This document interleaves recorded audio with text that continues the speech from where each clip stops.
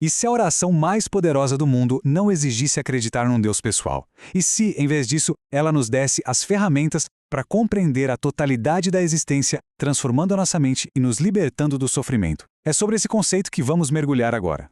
Olha, existe um segredo antigo que foi sussurrado por séculos em círculos de filósofos e pensadores livres. Uma forma de meditação tão potente, tão subversiva, que foi taxada de heresia. Uma ideia proibida, digna da mais dura condenação.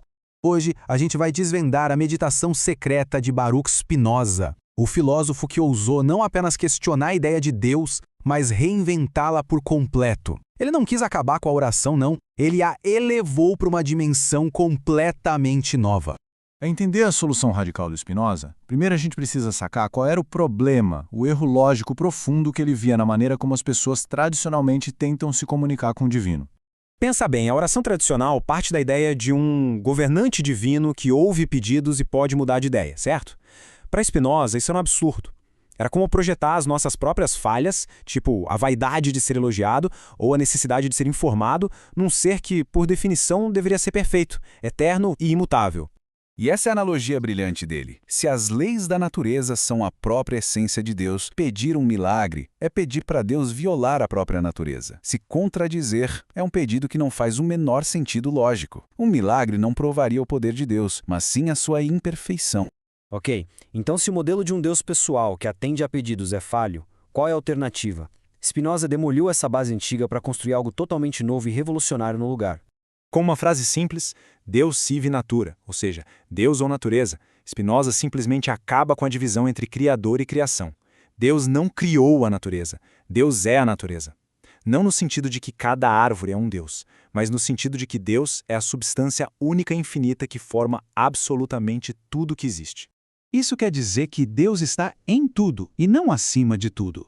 As leis da gravidade, da biologia, da matemática, elas não são decretos de um legislador divino. Elas são a expressão da própria essência de Deus. Deus não é um rei, é o próprio tecido da realidade. Com essa nova base, Spinoza não deixou um vazio espiritual. Muito pelo contrário. Ele substituiu a súplica por algo infinitamente mais potente e libertador. Uma meditação racional. E aqui está o coração da filosofia de Spinoza, o amor dei intellectualis. Não é uma oração que pede para a realidade se curvar aos nossos desejos, mas uma prática que transforma a gente por dentro, para que possamos entender e nos alinhar com a realidade. É uma mudança de foco total, do exterior para o interior.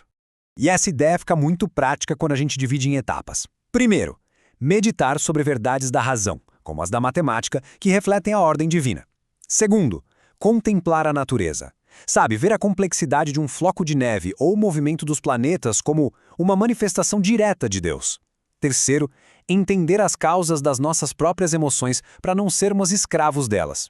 E quarto, viver eticamente, não por medo de castigo, mas porque a ação virtuosa é a própria manifestação do divino através de nós. Isso transforma cada pessoa no seu próprio sacerdote, na sua própria autoridade espiritual. Não precisa de intermediários. A conexão com o divino acontece diretamente, através da ferramenta mais nobre que a gente tem, a razão. Mas por que essa filosofia, que soa tão nobre e voltada para a paz interior, foi considerada uma ameaça tão grande? Por que Spinoza foi expulso da sua comunidade e teve seus livros proibidos? Porque a oração de Spinoza, com um único e poderoso golpe de lógica, simplesmente elimina a dependência de padres, rabinos ou qualquer pessoa que se diga mediadora da vontade divina. Se a contemplação da natureza e da razão é a forma mais alta de adoração, então rituais e dogmas perdem a sua autoridade exclusiva. E, por fim, se o autoconhecimento é o caminho para a felicidade, a necessidade de uma instituição externa dizendo como viver ou no que acreditar simplesmente desaparece. A oração de Spinoza produz o tipo de ser humano que os sistemas de controle mais temem. Um indivíduo de verdade, livre, que se governa pela razão e não pode ser manipulado pelo medo do inferno ou pela promessa do paraíso.